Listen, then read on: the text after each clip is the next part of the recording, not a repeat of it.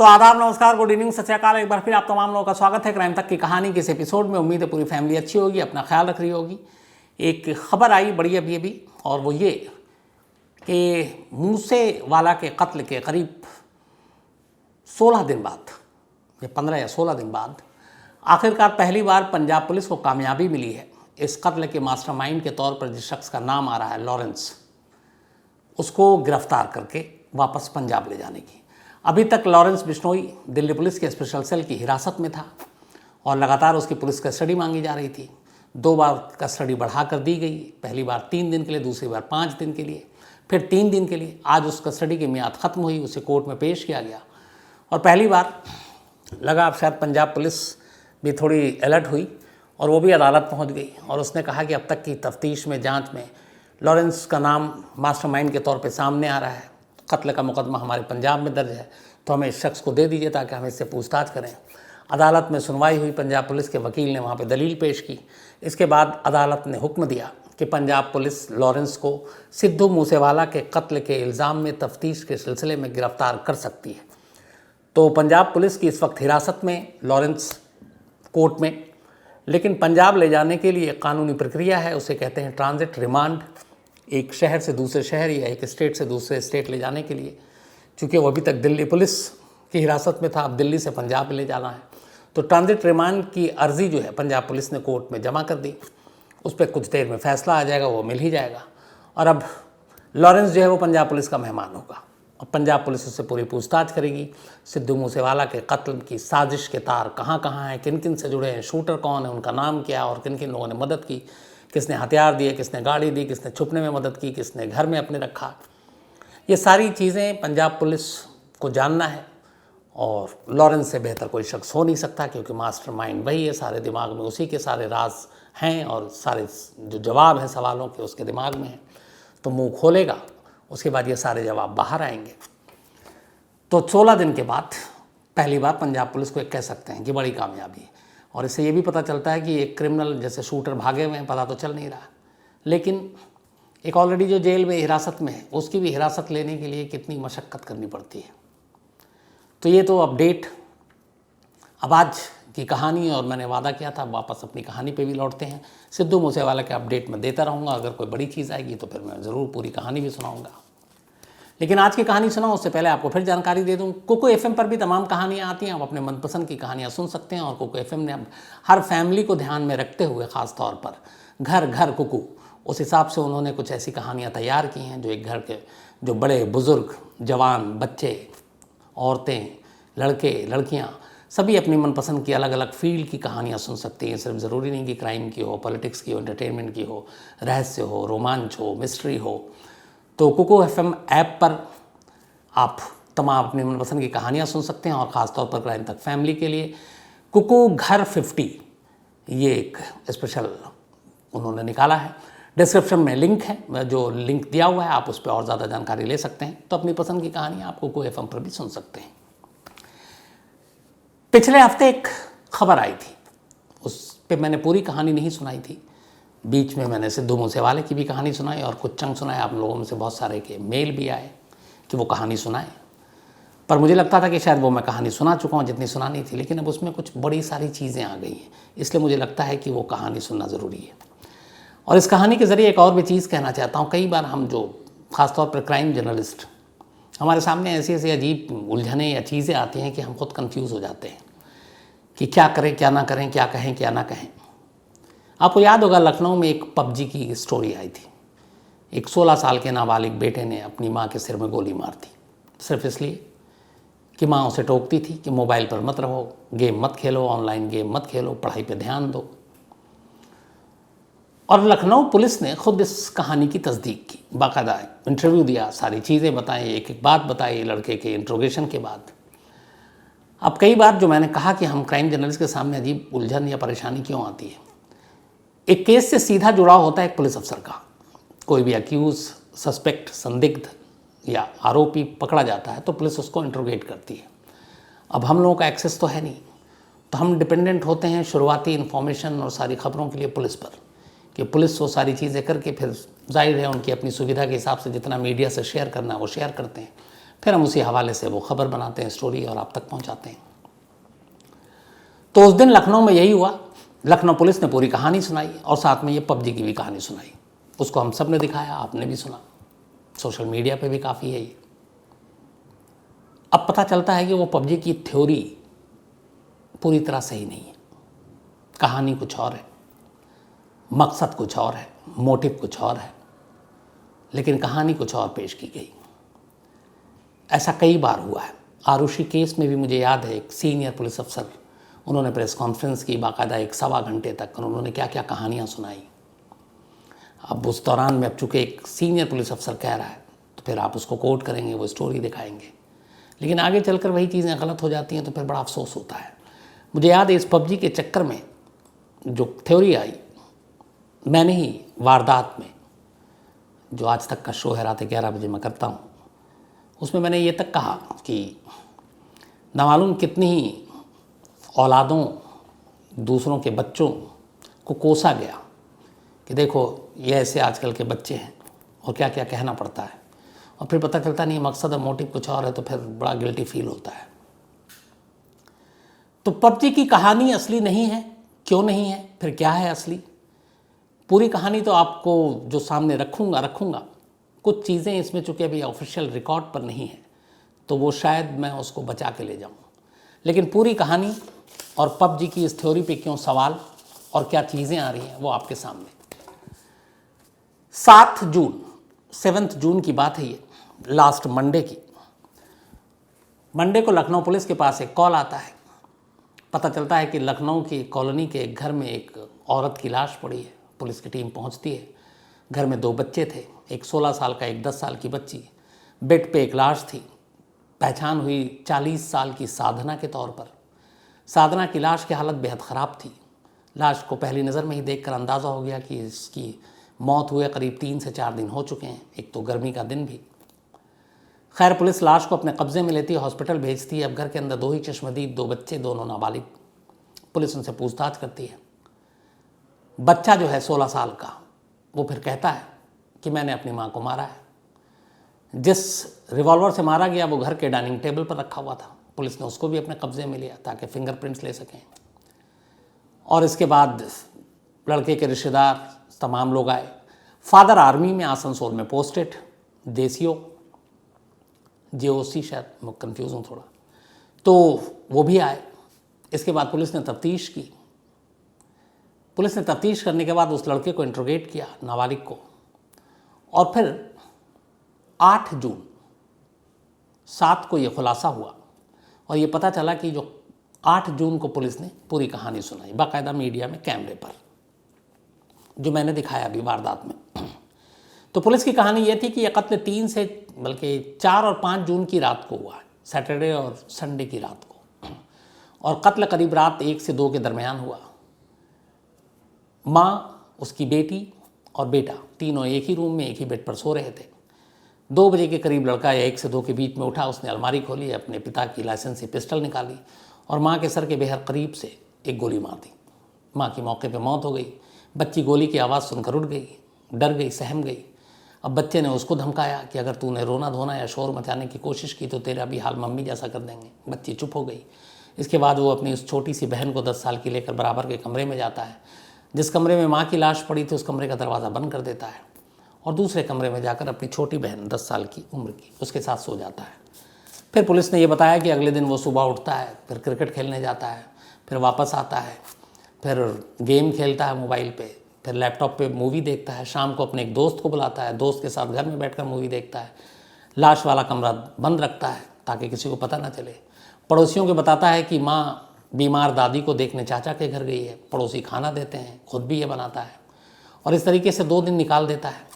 बीच में दूसरे दिन से लाश से बदबू आनी शुरू होती है तो ये रूम फ्रेशनर डालता है। लेकिन फिर 7 जून तक आते आते, तीसरा दिन था, गर्मी तेज़, लाश की बदबू तेज़ होने लगी, रूम फ्रेशनर भी काम नहीं कर रहा था तो उसे लगा पकड़े जाएंगे। इसके बाद रात को वो अपने पापा को फ़ोन करता है आसनसोल और कहता है कि एक बिजली वाले अंकल जो घर में आते हैं उन्होंने माँ से झगड़ा हुआ और उन्होंने मार दिया माँ को। ये सुनकर उसके पापा उसके मामा को फ़ोन करते हैं, बच्चे के, यानी कि साधना के भाई को। वो घर आते हैं, देखते अपनी बहन की लाश, उसके बाद पुलिस को खबर, फिर पुलिस आती है। ये सारी कहानी थी। अब पुलिस की कहानी, जो पुलिस के अफसर हैं उन्होंने रिकॉर्ड पे कहा कि कत्ल के बाद बच्चा 3 दिन तक बिल्कुल नॉर्मल रहा। कत्ल की रात के बाद आराम से सो गया, सुबह उठा क्रिकेट खेलने चला गया, फिर आया गेम खेला, फिर उसने मूवी देखी, खाना खाया, फिर बहन के साथ सो गया, फिर अगले सुबह भी उसका रूटीन यही, खेला कूदा सो गया। और ये सब फिर पुलिस ने बताया कि क्यों, क्योंकि उसको आदत थी, वो गेम एडिक्ट था, पबजी खेलता या ऑनलाइन के दूसरे गेम खेलता, और माँ रोकती टोकती। 10वीं में पढ़ रहा था, बोर्ड का एग्ज़ाम है अगले साल, तो माँ चाहती थी कि पढ़े लिखे, वो गेम में ही बिज़ी रहता था, तो अक्सर माँ के साथ कहा सुनी होती थी। वो गुस्से में रहता था कि माँ टोका टोकी करती है, उसकी आज़ादी में खलल डालती है, और इसी गुस्से में उसने माँ को मार दिया। ये पूरी पुलिस की कहानी थी। तो पुलिस ने जड़ में बताया कि वो एक गेम एडिक्ट, ऑनलाइन और पबजी दोनों खेलता था, और इसी वजह से माँ का कत्ल किया।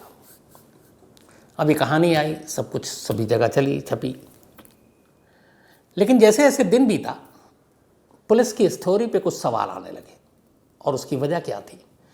इसी फैमिली की, जिस फैमिली की साधना, उसके जो परिवार के लोग हैं, उस फैमिली के एक बेहद करीबी शख्स ने कुछ जानकारी लीक करनी शुरू की। और उसने कहा कि ये जो मीडिया दिखा रही है, जो टीवी न्यूज़ चैनल वाले दिखा रहे हैं, ये जो आप लोग खबरें चला रहे हैं कि एक 16 साल के लड़के ने अपनी माँ को सिर्फ इसलिए मार दिया क्योंकि वो उसको पबजी खेलने से रोकती थी, गेम खेलने से रोकती थी, टोकती थी, ये गलत है। उस बच्चे ने अपनी माँ को इसके लिए नहीं मारा। तो अब सवाल है कि फिर क्यों मारा? और उससे बड़ा सवाल यह कि फिर पुलिस क्यों झूठ बोल रही है? पुलिस क्यों कह रही है बाकायदा रिकॉर्ड पर कि पबजी की वजह से उसने कत्ल किया? पबजी के नाम पे सोशल मीडिया में चर्चा हो गई, लोग बातें करने लगे बच्चों को लेकर के। आज की जनरेशन ऐसी है, बच्चे सच में ऐसा करते हैं, कुछ बोलो तो डर लगता है, मारो तो और डर लगता है, पता नहीं क्या कर बैठे। तो एक बच्चे की वजह से सारे माँ बाप और सारी औलादें वो एक तरह से रडार पे आ गई कि आज के तो बच्चे ऐसे ही हैं, जबकि ये सच नहीं है। और पुलिस की ऐसी क्या मजबूरी थी, अगर ये गलत है और ये थ्योरी नहीं है, तो फिर ये थ्योरी पेश करने की? अब वो शख्स कौन है जो धीरे धीरे इस फैमिली का करीबी होने के नाम पे इसको लीक कर रहा है? और वो कहानी क्या है जो इस कहानी के पीछे की सबसे असली और सच्ची कहानी है? तो ये सारे सवाल आने लगे। कुछ चीज़ें रिकॉर्ड पर अब जो आई वहाँ से शुरू करते हैं। 7 जून को इस कत्ल का खुलासा हुआ। रिकॉर्ड पे यह है कि बेटे ने बाप को फ़ोन किया आसनसोल और कहा कि बिजली वाले अंकल ने माँ को मार दिया है। अब रिकॉर्ड के हिसाब से 7 जून की रात को पिता ने को जब बेटे ने फ़ोन किया आसनसोल, तो पहली बातचीत जो उन दोनों के बीच में हुई वो ही कुल 49 सेकंड, 49 सेकंड तक बात हुई। उसके बाद इस बातचीत के दौरान बेटे ने कहा कि बिजली वाले जो वो हैं उन्होंने मम्मी से झगड़ा हुआ और मार दिया। तो उधर से कहते हैं जो पुलिस इंट्रोगेशन में कि पापा ने कहा अच्छा लाश दिखाओ, मम्मी को दिखाओ। बेटे ने इसके बाद ये फ़ोन काट दिया क्योंकि पहला कॉल वॉइस कॉल था। 49 सेकंड, 49 सेकंड बात हुई, 1 मिनट से भी कम। इसके बाद बेटे ने अब दोबारा कॉल किया और इस बार उसने वीडियो कॉल किया। वीडियो कॉल करने के बाद जब उसने देखा कि सामने उसके पापा हैं, उसने कमरे का दरवाज़ा खोला जिस कमरे में 3 दिन से उसकी माँ की लाश पड़ी थी। उसने लाश दिखाई, उसी कमरे में पिस्टल पड़ा हुआ था एक तरफ। उसने उस पिस्टल को उठाया, दिखाया वीडियो कॉल पे, और उस पिस्टल को दिखाते दिखाते वो कमरे से बाहर आया डाइनिंग टेबल के पास, और डाइनिंग टेबल के पास उस पिस्टल को रख दिया जिस पिस्टल से माँ की मौत हुई है।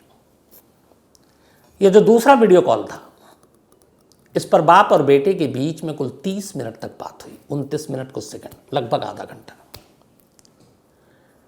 आधे घंटे बातचीत हुई। अब यहां से सवाल शुरू होता है। पहला, एक बेटा अपने बाप को कह रहा है कि मां का कत्ल हो गया।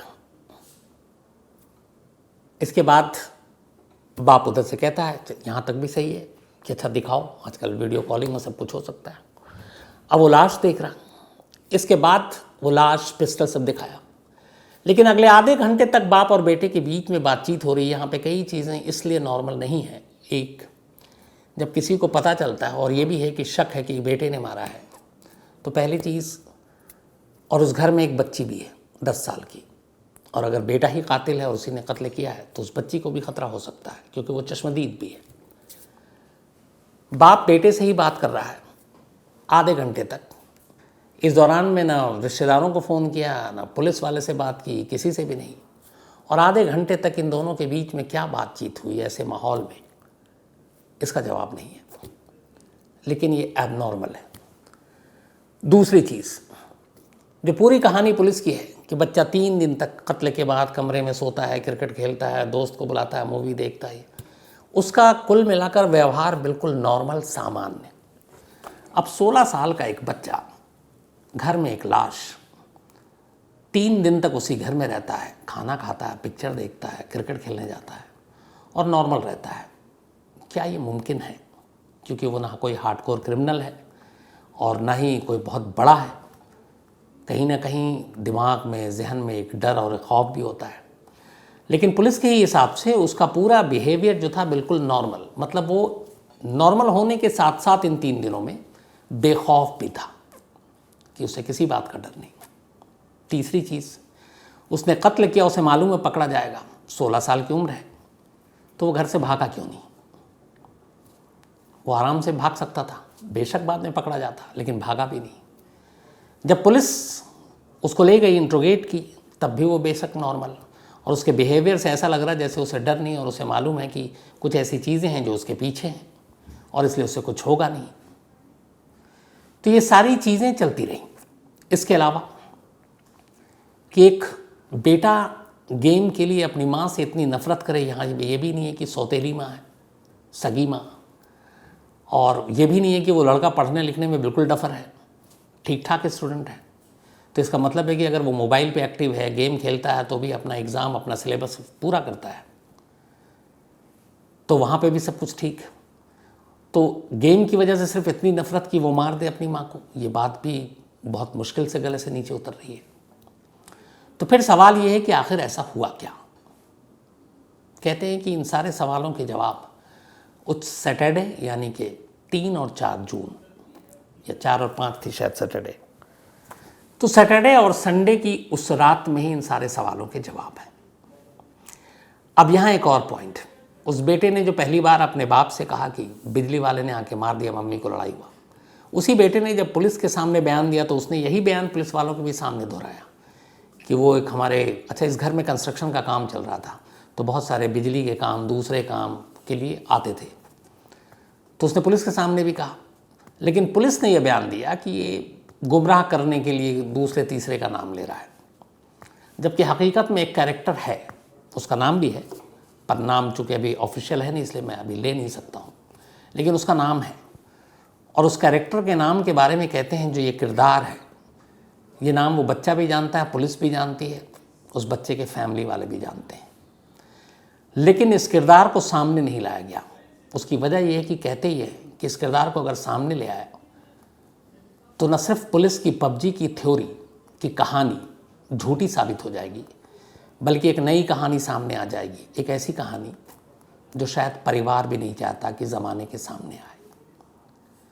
अब सवाल ये है कि ये सारी चीज़ें अपनी जगह, कानून अपनी जगह, पुलिस अपनी जगह, तो पुलिस ने फिर इस पबजी की थ्योरी को क्या हकीकत मान के ही बयान किया, या फिर कुछ छुपाने के लिए एक मनगढ़ंत कहानी सुनाकर बयान किया? तो जो इस परिवार का एक करीबी है, हमारे वहाँ के जो रिपोर्टर है आशीष, उन्होंने इस खबर पे लगातार नज़र रखी हुई, तो आशीष श्रीवास्तव ने भी बात की। तो जो करीबी हैं इस परिवार का, जिसका नाम डिस्क्लोज नहीं हो सकता, वो सरकारी सेवा में है, उनका कहना है कि जब ये सारी चीज़ें सामने आई, उस बच्चे को पुलिस लेकर गई, फिर फैमिली के लोग इकट्ठा हुए, तो पुलिस तक भी ये कहानी पहुंच गई थी। हालांकि उस बच्चे ने शुरू में ये बयान दिया कि मेरी माँ मुझे टोकती थी, रोकती थी, गेम नहीं खेलने देती थी, बट कोई भी पुलिस ऐसी जल्दबाजी में या बचकानी हरकत नहीं करती कि एक किसी ने कहा और उसने कह दिया कि यही कत्ल का मोटिव है।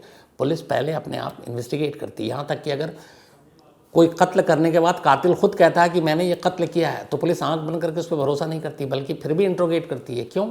सिर्फ उसके कहने भर से अदालत में उसको सज़ा आप नहीं दिला सकते, फिर वो कत्ल का हथियार, मोटिव, मकसद, बाकी चीज़ें, सपोर्टिंग एविडेंस आपको ज़रूरी है। तो इसलिए कई बार ऐसा हुआ है कि इकबालिया बयान देने के बावजूद पुलिस को इन्वेस्टिगेट करना है। तो यहाँ भी पुलिस का ये काम था, तो पुलिस ने फिर ऐसा क्यों किया? तो इस परिवार के इस करीबी ने एक कहानी सुनाई, उसने कहा कि दरअसल इस फैमिली की पूरी कहानी पुलिस तक पहुंच गई, लेकिन पुलिस उससे पहले ही पबजी की थ्योरी फ्लोर कर चुकी थी, एक्सप्लोर कर चुकी थी। तो अब पुलिस ने परिवार के सामने दो ऑप्शन रखे, दो विकल्प, ये उस करीबी का कहना है। एक ये कि देखो ये पबजी की थ्योरी जो है आप इस पे सहमति जता दो, यही थ्योरी रहेगी।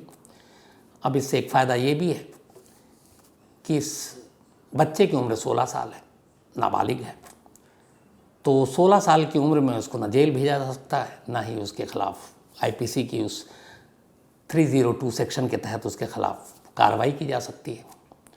ज़्यादा से ज़्यादा जो कानून है उसमें इसको मैक्सिमम, अगर मैक्सिमम दे दी जाए पूरी सज़ा तो 3 साल। तो ये बच्चा 3 साल रहेगा, वो भी जेल में नहीं, किसी बाल सुधार गृह में, तो वो जेल भी नहीं, एक तरह का घर ही है। लेकिन ये गारंटी है कि 3 साल में वो बाहर आ जाएगा, बल्कि हो सकता है वो 1-2 साल में भी आ जाए, क्योंकि अगर वो ठीक ठाक रहा, सब कुछ ठीक कर रहा है, तो उसको पहले भी आप छोड़ देते हैं, क्योंकि बाल सुधार गृह का मतलब ही यही है कि वहाँ पे आए हुए बच्चों को सुधार कर वापस मुख्य धारा में भेजना। तो वो तो 3 साल के अंदर आ जाएगा। और नहीं, अगर हम उस मोटिव के हिसाब से चले और फिर उसी हिसाब से कानूनी कार्रवाई की, तो दूसरा विकल्प ये है कि किसी परिवार के दूसरे किसी शख्स को पकड़ा जा सकता है, और वो पकड़ा गया या वो मोटिव के साथ वो सारी चीज़ें आई, तो फिर उसकी सज़ा 3 साल तो नहीं होगी, क्योंकि वो बालिग नहीं है। फिर तो उसके ऊपर पूरा मुकदमा आईपीसी की तमाम धाराओं के तहत जो जो इस केस में लगेगा वो लगेगा, और फिर उसके लंबे वक्त के लिए अंदर जाने की पूरी गुंजाइश है। तो विकल्प 2 हैं, एक इस पबजी की थ्योरी को एक्सेप्ट कर लो, बच्चा बाहर आ जाएगा, और दूसरा ये कि नहीं, तो फिर दूसरा होगा वो लंबा जाएगा, और उसके साथ फिर एक दूसरी कहानी आएगी। अब परिवार के सामने अजीब कश्मकश थी, लेकिन परिवार के साथ एक मजबूरी भी थी। जो करीबी है उसका कहना है कि कत्ल का मकसद ही कुछ ऐसा था कि वो किसी भी कीमत पर नहीं चाहते कि ज़माने के सामने आए, और इसीलिए उन्होंने पहले विकल्प को चुन लिया, और पबजी की कहानी आम हो गई कि इस नाबालिग ने अपनी माँ को सिर्फ इसलिए मारा क्योंकि ये पबजी खेलने से टोका करती थी, जबकि असलियत में मोटिव कुछ और है, और वो मोटिव न पुलिस सामने लाना चाहती है और ना ही परिवार। अब इन दोनों को पता है कि वो मकसद क्या है। अब मुझे नहीं मालूम कि रिकॉर्ड पे ये मोटिव क्या कब आएगा। दूसरा, मुझे ये भी नहीं मालूम कि जो मकसद है, और अगर वो सही है, साबित हुआ जो बताया जा रहा है, तो क्या उसे सामने आना चाहिए। ये भी अपने आप में एक बड़ा सवाल है, और बड़ा गंभीर भी है। तो मैं खुद ही इसको लेके कंफ्यूज हूँ। लेकिन हाँ, एक सवाल बड़ा ये ज़रूर उठता है कि कानून का काम सच्चाई को सामने लाने का काम है। कानून का काम मोटिव और मकसद को गुमराह करने का काम नहीं है। पुलिस का काम जो सच है वो सच है, जो गुनहगार है जो गुनहगार है, जिस वजह से हुआ उस वजह को सामने लाना, ये सब कानून का काम है, पुलिस का काम है। अब यहाँ पे अगर ये सारी चीज़ें हैं और ये मोटिव गलत तरीके से पेश किया गया है, तो ये भी कानून की नज़र में जुर्म है, गुनाह है। ऐसा होना नहीं चाहिए। सोशल मीडिया लखनऊ में आप जिससे भी बात करेंगे, शायद हर एक शख्स इस मोटिव के बारे में जानता है, लेकिन वही है कि जब तक रिकॉर्ड पे नहीं है आप कह नहीं सकते किसी के बारे में। वो गलत है, एथिकली भी गलत है। लेकिन ये लगभग हर एक कोई मानता है कि जो लखनऊ पुलिस ने पबजी की कहानी सुनाई है वो कहीं से भी सही नहीं है, बल्कि सच्चाई कुछ और है। तो ये थी आज की कहानी, और अब कोशिश यही है कि कहानी आपको रूटीन ढर्रे की तरह सुनाओ। अब आज वापस आते हैं, आज रवि, इनका जन्मदिन है, तो हैप्पी बर्थडे रवि। इसके अलावा संजुक्ता माझी, इनका भी आज जन्मदिन है, हैप्पी बर्थडे संजुक्ता जी। और ये अनुप्रिया माझी, इन्होंने भेजा, उनकी मम्मी हैं उड़ीसा से, and thank you so much Anupriya आपके मेल के लिए। अंशुमन दास का भी आज जन्मदिन है, तो happy birthday Anshuman, thank you so much आपके मेल के लिए भी। सतीश अंघान, इनका भी आज जन्मदिन है, तो हैप्पी बर्थडे सतीश। और आज हमारी टीम के बहुत ही होनहार, काबिल, मैं कई बार पहले भी कहा हूँ, बेहतरीन लिखने वाले, बेहतरीन बोलने वालों में से एक संजय शर्मा, आज उसका भी जन्मदिन है, तो हैप्पी बर्थडे संजय। हम संजय कल रात साथ ही थे, कल स्पोर्ट्स तक का फाइनल था, स्पोर्ट्स तक प्रीमियर लीग, और संजय ने कमेंट्री की, मैं भी वहाँ था और हमने मैच देखा। निखिल नाज और विक्रांत गुप्ता की टीम के बीच में। और पहले 2 मैच निखिल नाज की टीम ने जीता था, उनकी टीम है ब्लू स्पोर्ट्स तक ब्लू, और विक्रांत गुप्ता यानी विकी पाजी की टीम थी रेड। तो 4 मैच हुए थे ग्रुप में, 2-2 मैच। पहले 2 मैच निखिल नाज की टीम जीती, उसके बाद आखिरी 2 मैच विकी पाजी की टीम ने जीती। कल फाइनल हुआ और फाइनल में निखिल नाज की टीम ने ओपनिंग बहुत बेहतरीन की। पहले पावर प्ले में 6 ओवर में ही करीब 70-72 रन थे, लेकिन फिर आखिरी के 14 ओवर में सिर्फ 80-85 रन बने और 150 या 55 के आसपास स्कोर था। विक्रांत गुप्ता ओपनिंग करने गए, धुआंधार बैटिंग की और करीब 50-60 रन ठोक दिए। कल बड़े अच्छे कुछ शॉट्स विक्रांत ने भी लगाए और निखिल नाज ने भी लगाए। अभिजीत ने भी बड़ी अच्छी बैटिंग की और आखिर में विक्रांत गुप्ता की टीम रेड वो ये फाइनल जीत गए और इस तरह से आखिरी के 3 मैच लगातार जीता, पहला 2 हारने के बाद। और Vikrant Gupta man of the tournament भी बने, 164 रन 5 इनिंग में और 9 विकेट वो भी लिया। तो बड़ा कल मज़ा आया। अब वहाँ पे एक क्राइम तक फैमिली के अपने मेंबर भी मिले, कई मिले थे। एक ने तो शिकायत की कि आपको बहुत मेल करते हैं, आप रिप्लाई नहीं करते, वो शायद लाइव में करते हैं। विपुल, तो विपुल से कल मैंने वादा किया था कि कल आपका जिक्र करूँगा, तो विपुल अवाओं की नाराज़गी होगी नहीं कोई। इसके अलावा निशांत हैं, आज सुशांत सिंह राजपूत की दूसरी डेथ एनिवर्सरी भी है। याद है मुझे आज का दिन, संडे का दिन था तब, आज ट्यूसडे है। 2 साल हो गए, बहुत सारे लोगों ने मेल लिखा। तो एक तो सुशांत सिंह राजपूत को फिर से श्रद्धांजलि और उनके परिवार को भी ऊपर वाला सब्र दे। एक नौजवान होनहार एक्टर। अफसोस इस बात का है कि इतने सारे चर्चाएं और इतनी सारी बातें हुई, 2 साल अब बीत गई, आज भी सीबीआई सुशांत सिंह राजपूत की मौत के फाइल को दबा कर बैठी हुई है। समझ में नहीं आता ऐसा क्यों है। न ये कोई पॉलिटिकल केस है, न कोई और ऐसी चीज़ है। एक आम केस के तौर पर इसको देखना चाहिए। और जितना शोर शराबा हंगामा उस वक्त हुआ, सीबीआई की टीम का वो मुंबई पहुंचना, वो भाग दौड़, वो गाड़ियों, मीडिया का फॉलो करना, मुझे याद है हम लोग वहाँ महीनों थे मुंबई में। और ये एक से एक अलग अलग चीज़ें, ये रीज़न वो रीज़न, और पूरी टीम लगी रही, सब कुछ। उसके बाद करीब अब 1.5 साल तो हो गया, जांच वाँच तो सब बंद है। बहुत सारे लोगों ने पूछा था अपडेट क्या अपडेट बताऊं। करीब 1.5 साल से तो फाइल शायद खोली भी नहीं गई होगी सीबीआई में, जहाँ पे रखी होगी वो पता नहीं, अगर हवा बाहर से आती होगी तो उस पर धूल वूल भी जम गई होगी। लेकिन आज तक उसको खोला नहीं, बताया नहीं कि क्या सच है, क्या रिपोर्ट है उनकी, क्या फाइंडिंग्स हैं, और क्यों छुपा कर बैठे हैं मुझे भी नहीं मालूम। लेकिन ये हक है हर एक को जानने का, ख़ासतौर पर सुशांत के फ़ैन को भी जानने का, उनके परिवार को जानने का कि उनकी मौत की सच्चाई क्या थी। एक सुसाइड, मर्डर, हादसा, क्या। लेकिन वही है, कई बार लोग कहते हैं इस केस को सीबीआई के हवाले कर दो। मैं कई बार ये कह चुका हूँ कि किसी केस को ठंडे बस्ते में डालना हो तो सीबीआई के हवाले कर दो। और ये इसका जीता जागता सबूत है। सुशांत सिंह राजपूत केस जो आज भी सीबीआई के कहीं ड्रॉवर में पड़ी हुई है, खोला है नहीं, बताया है नहीं।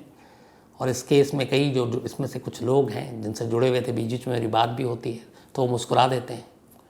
हालांकि उन्होंने बताया भी कि इसमें क्या है, वो मैं बता नहीं सकता हूँ आप लोगों को। लेकिन उन्हें भी समझ में नहीं आता कि इस केस को खोलने की इजाज़त क्यों नहीं मिल रही है।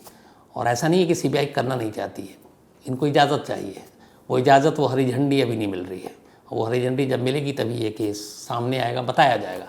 और जिस दिन बताया जाएगा उस दिन भी सीबीआई ज़्यादा नहीं करेगी, 2-4 लाइन के या तो रिलीज़ जारी कर देगी या एक उनके पीआरओ या कोई और जो है वो बाइट दे देंगे। लेकिन अभी भी इस फाइल को दबा कर रखे हुए हैं। आज सुशांत की मौत को 2 साल हो चुके हैं। इसके अलावा यशपाल बिश्नोई हैं जोधपुर से, और thank you very much Yashpal ji. और आप ज़रूर भेजिएगा कहानी, और जो 29 आपने नियम की बात बताई है, मैं एक दिन इसको पूरा सुनाऊंगा। बहुत अच्छा खूबसूरत लिखा आपने। इसके अलावा संगीता सिंह हैं और पटना प्लेन क्रैश की कहानी सुनना चाहती हैं। प्रशांत यादव एक स्टोरी की फरमाइश की है। संजय रुपलास हैं। Chitra Gandhi ji, thank you. चित्रा गांधी और हम दोनों भाई बहन हैं। और इन्होंने भी कल शीरी के लिए भी कल मेरी बहन के बारे में मैंने बताया था, शीरी जिसका बर्थडे था। आप में से बहुत सारे लोगों ने मेल लिखा, थैंक यू सो मच। और उन्हीं में से एक चित्रा जी भी हैं और एक अमृता चटर्जी ने भी एक बड़ा खूबसूरत मेल लिखा। उन्होंने लिखा है कि आपने जो कल कहा कि सारी जिम्मेदारी घर की फिर आपकी बहन छोटी सी उम्र में शीरी ने उठा ली, तो क्या आप लोगों ने कोई हेल्प नहीं की, कोई मदद नहीं की और सारी जो चूँकि सिर्फ एक लड़की एक फीमेल है तो सब उस पर छोड़ दिया? तो अमृता जी ऐसा नहीं है। जिम्मेदारी उठाने का मतलब और मकसद मेरा ये कहने का था कि कभी एहसास नहीं होने दिया कि माँ नहीं है। छोटी होकर भी उसने जिस तरीके से घर को संभाला, हालांकि कई बार कई ऐसे हालात पैदा होते हैं जब आदमी वक्त से पहले बड़ा हो जाता है, तो हम लोगों को हमेशा लगता है कि शायद माँ के गुज़रने के बाद वो वक्त से पहले बड़ी हो गई।